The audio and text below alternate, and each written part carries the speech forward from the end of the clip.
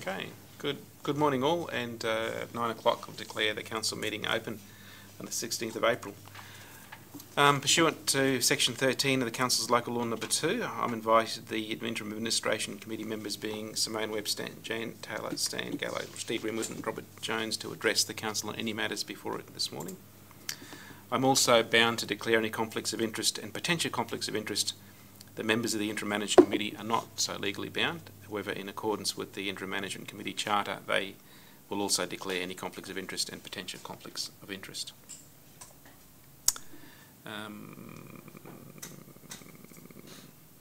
Ipswich City Council respectfully acknowledges the traditional owners as custodians of the land upon which we meet. We pay our respects to their elders past, present and emerging as the keepers of the traditions, cultures and stories of a proud people. I'd ask you all to stand, please, for the reading of the prayer. Thank you. Let us in silence pray or reflect upon our responsibilities to the people of Ipswich. We meet today to serve our community, to use our resources wisely and well, to represent all members of our community fairly, and to make decisions that promote the common good. Thank you. Agenda item D, apologies and leaves of absence, we have none. And agenda item E, condolences and memorials, none. Phone call 1. Sorry. Turn it off. Apologies. Petitions and presentations, agenda item F, we have none. And confirmation of minutes of the last meeting of the 19th of March. One comment about those minutes, there we did discuss Cameron Park. Remember there was a paper that was was withdrawn from the council committee. That's the Cameron Park, the Swifts Club. So discussions with that club are still ongoing. That report may or may not be presented to the next communities committee depending on how they go. I'm aware that as council I have resolved to deal with that land, and that decision is held in abeyance until we resolve those discussions. So there's been no action on that resolution of council. I don't propose to rescind the resolution yet. I think I'll wait till we bring together the comprehensive report and deal with it then. And if we need to rescind or amend a previous resolution, we'll do so then. But I'll take the minutes as confirmed. Agenda item H, reception and consideration of committee reports. We had 4 committee reports a couple of weeks ago, there being no matters brought to the Environment Committee. Economic Development Committee report. I think the key issues there for me were a report on tourism growth, and that the Ipswich City's tourism growth had been the largest percentage growth of any South East Queensland council in the last 3 years. So I think a credit to those involved in managing, delivering, coordinating. I know there's some of you in the room. I appreciate your efforts for the tourism growth, much appreciated.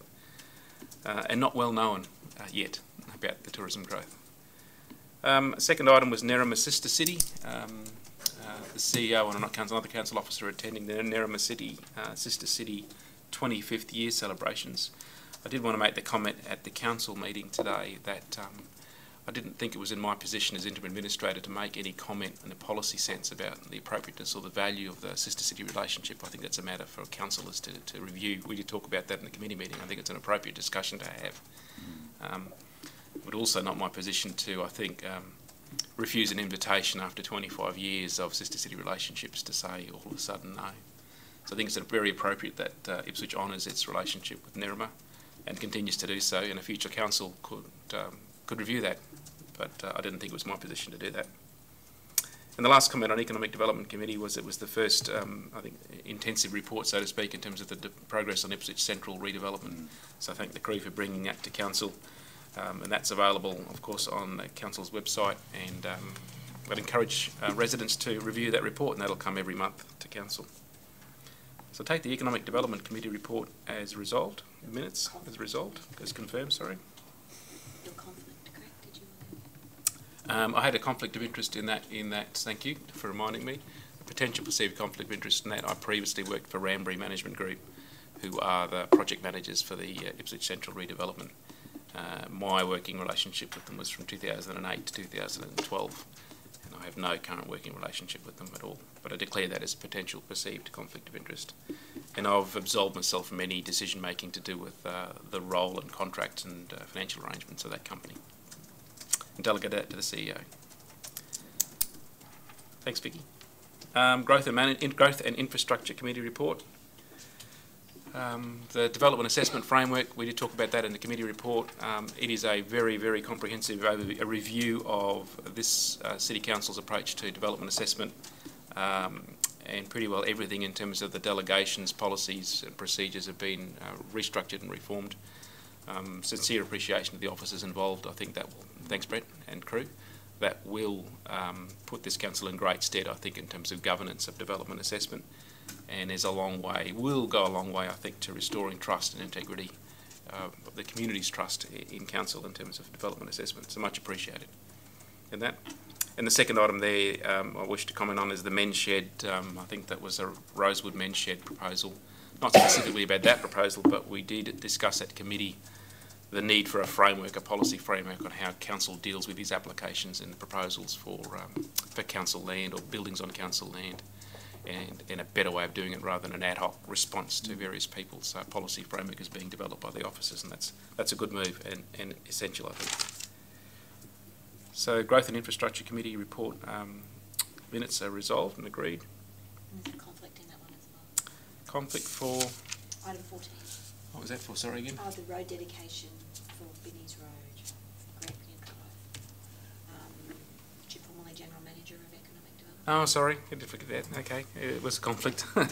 Former role as Economic Development Queensland's General Manager. There's a road resumption in the priority development area, which is under the planning regime of EDQ. Thanks, Vicky. I should look at these more.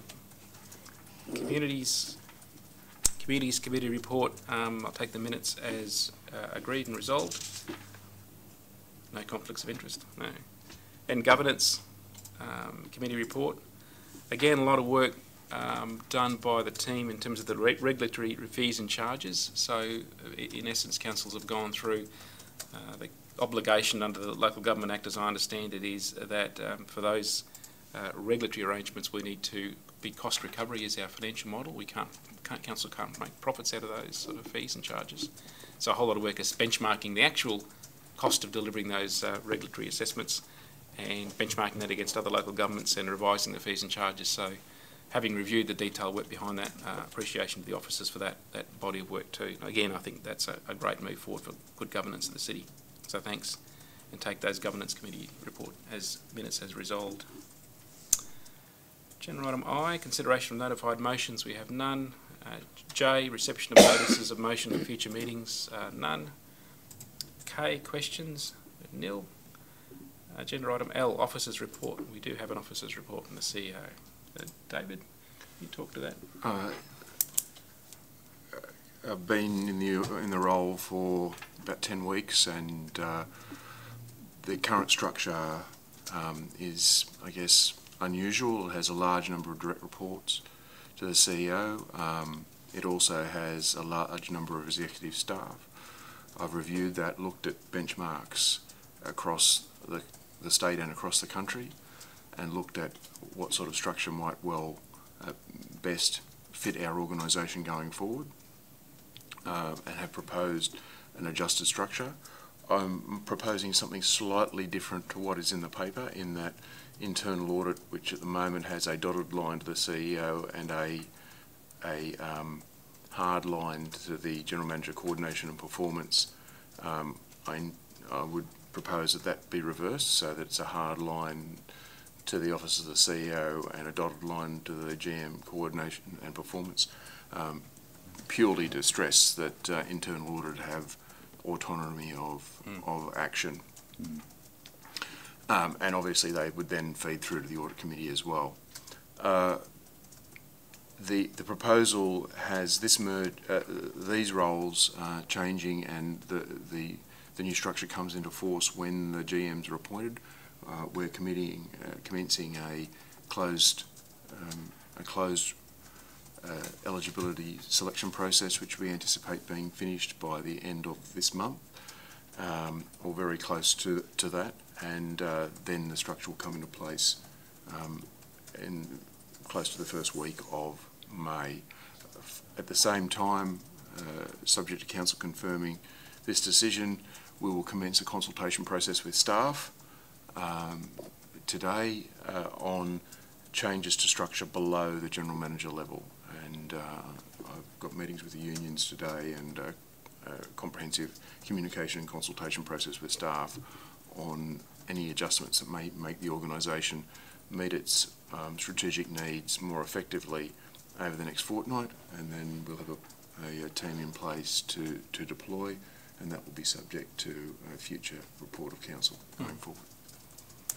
Yeah. So the drivers for this restructure are not, make it clear, not cutting staff. It's not about increasing staff. It's about having a structure that best meets the Council's strategic role and responsibilities. So the current structure, as the CEO said, doesn't quite meet that expectation. I think this revised structure more adequately reflects other local government structures, but more importantly does reflect, I think, the key priorities that we need to do.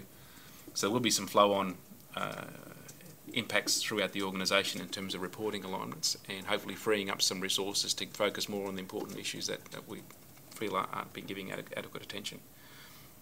So I think it's a great initiative. Thanks very much. And I'll take the report as approved. Sorry, any discussions I should ask? Any comments or discussion from the IMC members? Okay, report approved. Thanks, David.